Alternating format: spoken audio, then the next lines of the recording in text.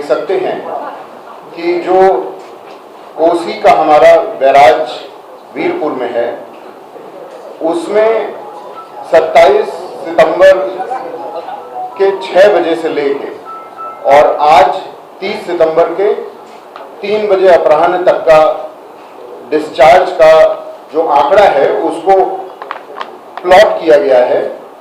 समय x axis पे है और डिस्चार्ज वाई एक्सिस पे है। तो इसको देख के सीधे दिखता है कि एक बड़ी सी, अगर 3.5 दिनों को हम लें तो एक लहर के रूप में ये पानी की लहर सी आई है और इससे काफ़ी कुछ प्रभाव पड़ा है, जिसके बारे में हम विस्तार से चर्चा करेंगे। आप देख सकते हैं कि इसमें कोसी बैराज में 6.61 लाख का मैक्सिमम डिस्चार्ज गया, जो कल सुबह 5 बजे था। 5 बजे से लेकर 6 बजे तक यही डिस्चार्ज था और उसके बाद घटना शुरू हो गया था। और इसके साथ साथ एक स्लाइड है जिसमें गंडक की स्थिति को दर्शाया गया है। इसमें 5.62 लाख का जो डिस्चार्ज है वो परसों की रात में 10, 11, 12 बजे के आसपास रहा था। अभी ये घट रहा है, लेकिन जो ये लहर आई, तो जो लहर की ये सबसे ऊंचाई थी, उसमें जलस्राव बहुत ज़्यादा था।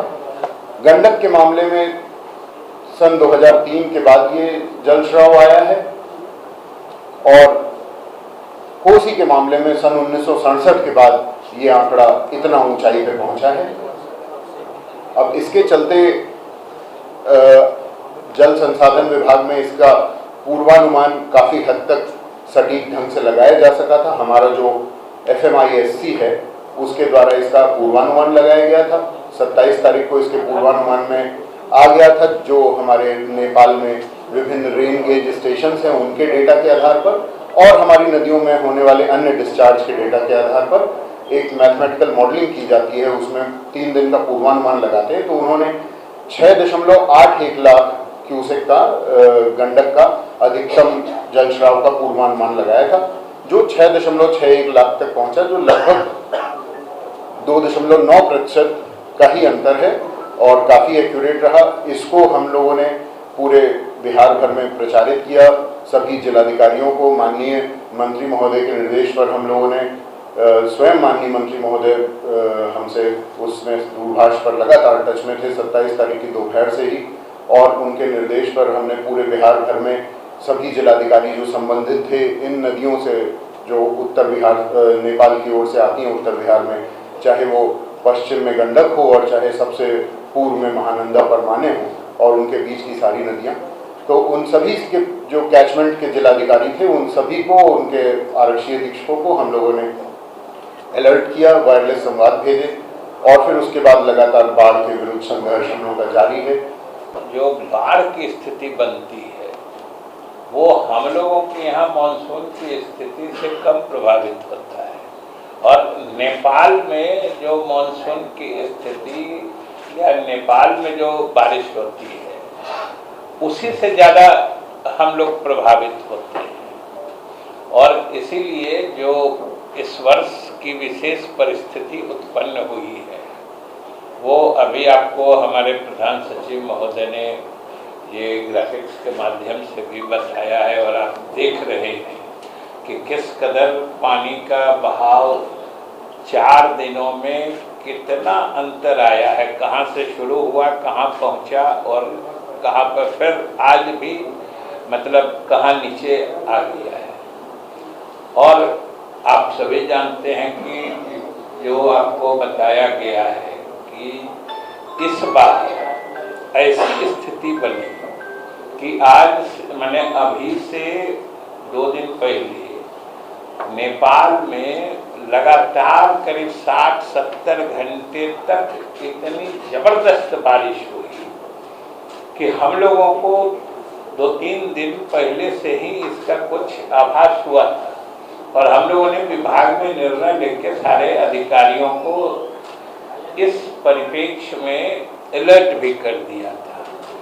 लेकिन जो अनुमान था या नेपाल में भी बारिश की संभावना की जो भविष्यवाणी थी वहाँ उससे भी अधिक बारिश हो गई। नतीजतन क्या हुआ कि समझिए कि जल कटाव या दबाव इतना अधिक आया है कि अभी पिछले लगभग समझिए कि 50 घंटे, सही आपसे साझा ये भी करना है कि पिछले 50 घंटे हमारे लोगों के विभाग के लिए ये बड़े चुनौती भरे और तनावपूर्ण रहे हैं। लगातार जिस ढंग से हमारे अधिकारियों ने नीचे क्षेत्र के पदाधिकारियों और हमारे अभियंताओं पदाधिकारियों से लेकर मुख्यालय में हमारे प्रधान सचिव और जितने अभियंता प्रमुख या अपर सचिव जो प्रशासनिक अधिकारी हैं, सब लोगों ने जो पिछले करीब 40-50 घंटे लगातार स्थिति को यहाँ वॉर रूम या कंट्रोल रूम से मॉनिटर किया है, फिर भी स्थिति ऐसी रही कि हम लोगों के लाख चाहने के बावजूद भी पानी का दबाव ही इतना था। अभी आपको बताया गया कि लगभग जितनी नदियां नेपाल से आती हैं, आप पश्चिम में घाघरा गंडक से ले लीजिए और बीच के हिस्से में होते अगर सबसे पूरब की ओर जाइए तो कोसी महानंदा बेसिन तक, ये अभी तक का एक तरह से सारे रिकॉर्ड टूट गए हैं। और आने वाले दिनों में अब HFL जो होता है, अधिकतम पानी आने का संदर्भ साल या संदर्भ बिंदु जो होता है, अब सब दिन ये 24 ही रहेगा। 2024 में अभी जितना भी आपको बताए कि चाहे कोसी का हो, गंडक का हो, सब में जो पिछला रिकॉर्ड था उस सब से हम लोग आगे बढ़ गए।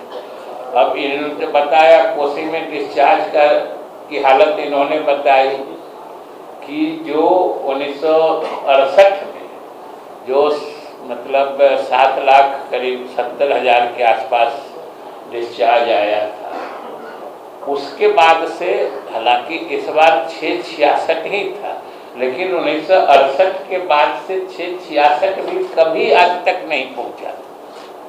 ये हालत है, मतलब 56 साल का सर्वाधिक जलस्राव इस बार आया है। और उसी तरीके से गंडक का भी इन्होंने बताया कितने साल का है, वहाँ भी काफ़ी पहले ही जो आया था उसके बाद इस बार आया है। आप ये सोचिए, सबसे बड़ी बात है जो पहली दफ़ा हुआ है इतिहास में कि कोसी में मैंने गेज और जो मतलब जो अधिकतम उच्चतम जल स्तर जो होता है उसकी बात तो छोड़ दीजिए, बराज के लगभग ऊपर से पानी बह गया। और आपको वीडियो भी दिखा देंगे, अगर कहिएगा तो दूसरे दिन बुला के सब हो जाता है। तो जो बराज के गेट्स हैं उसके ऊपर जो एक बना हुआ है, चल के गेट को नीचे से मरम्मत निगरानी करता है, उससे पानी निकल रहा था उसके ऊपर से। ये पहली दफा इतिहास में हुआ है, इतना पानी आया। लेकिन हमारे सभी अधिकारी भी मुस्तैद थे, सतर्क थे। जिला प्रशासन से भी हम लोगों को सभी अपेक्षित सहयोग मिला। इसके लिए हम लोग समझिए कि इसीलिए इस हद तक भी इसको नियंत्रित करने में सफल हुए। लेकिन लाख कोशिश के बावजूद अब कोसी में जैसे दरभंगा में, वो किरतपुर और गोराबोराम के इलाके में समझिए कि पानी का बहाव इतना था कि लगभग 7-8 किलोमीटर में वो बांध के ऊपर से पानी बह रहा था जो तटबंध बनाया गया था। अब बांध को ही ओवरटॉप कर गया उसी क्रम में, और ये स्थिति लगातार कई घंटे तक बनी रही। इसी क्रम में एक जगह वहाँ भी ब्रीच हो गई। यहाँ भी गंडक में भी जो खासतौर से यहाँ बागमती में, सीतामढ़ी इलाके में भी लोग अभी कल पूरे दिन हमारे अधिकारी और जिला प्रशासन के लोग, सारे लोग, वहाँ के स्थानीय जनप्रतिनिधि भी, सारे लोग लगे हुए थे।